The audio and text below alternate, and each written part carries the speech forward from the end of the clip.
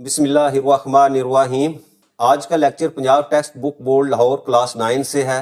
Lecture शुरू करने से पहले गुजारिश है कि वीडियो को लाइक करें और मेरे चैनल को सब्सक्राइब करें ताकि हर आने वाला लेक्चर आप तक पहुंच सके। ये लेक्चर यूनिट 6 ट्रिग्नोमेट्री से है। एक्सरसाइज 6.2 का क्वेश्चन नंबर 2 है।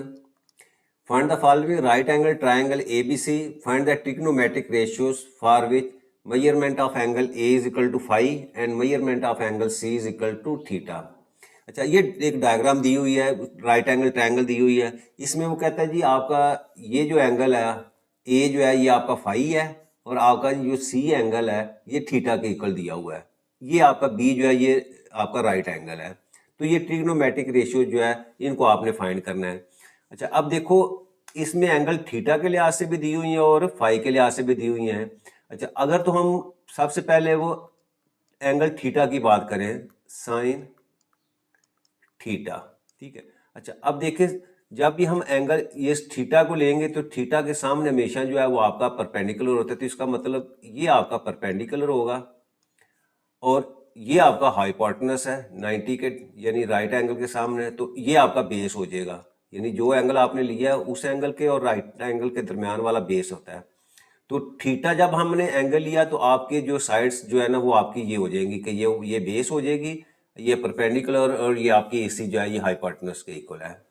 अब साइन थीटा की जब हम ट्रिग्नोमेट्रिक रेशियोज का फार्मूला लें तो ये हमारे पास होता है जी परपेंडिकुलर डिवाइडेड बाई हाइपोटेनस।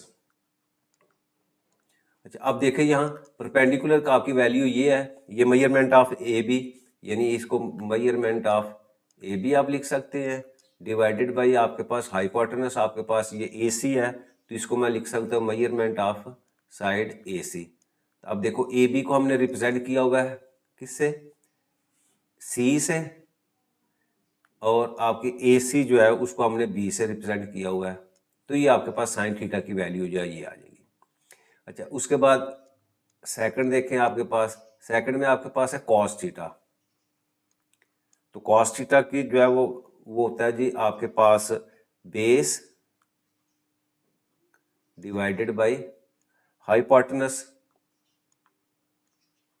तो बेस यहाँ देखें आपके पास ये A है तो A और हाइपोटेनस अगेन आपके पास जो है वो B है। इसी तरह थर्ड पार्ट देखें, थर्ड पार्ट में टैन थीटा।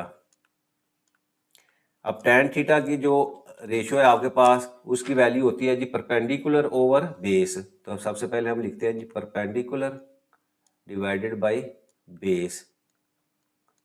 तो परपेंडिकुलर की वैल्यू हमारे पास है C और बेस की वैल्यू आपके पास है तो C ओवर A के इक्वल होगा। ये तो उस सूरत में है जब हमने एंगल जो है वो थीटा लिया।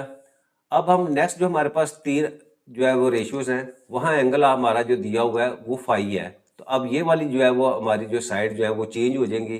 तो अब नेक्स्ट हम अगर हम फाई को लें, अगर ये फाई है यानी हमने सबसे पहले फोर्थ पार्ट में क्या फाइंड करना है, साइन फाई। एंगल हमारा ये फाई हो गया। अच्छा, अब ये फाई और ये राइट एंगल है तो इसका फाई के सामने ये वाली जो चीज होगी अब ये परपेंडिकुलर आपकी कहलाएगी, ये एज इट इज आपका हाइपोटेनस ही कहलाएगा और आपके एंगल फाई और राइट एंगल के दरमियान ये वाली चीज जो है ये अब आपकी बेस हो जाएगी। यानी फाई एंगल लेने से आपकी ये साइड जो है ये आपकी जो परपेंडिकुलर और बेस जो है ये चेंज हो जाती है। तो अब साइन फाई, अब साइन फाई हमारे किसके इक्वल होता है, perpendicular over hypotenuse.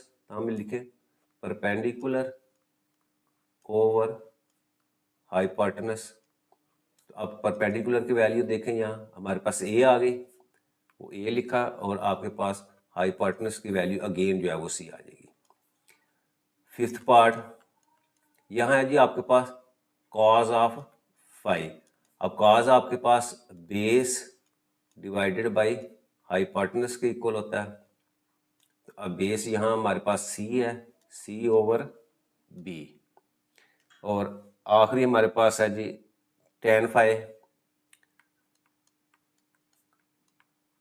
Tan phi, और टैन की वैल्यू आपके पास होती है परपेंडिकुलर ओवर बेस।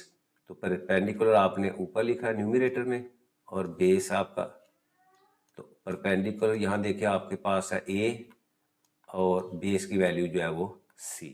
तो ये क्वेश्चन नंबर 2 कंप्लीट हो जाता है।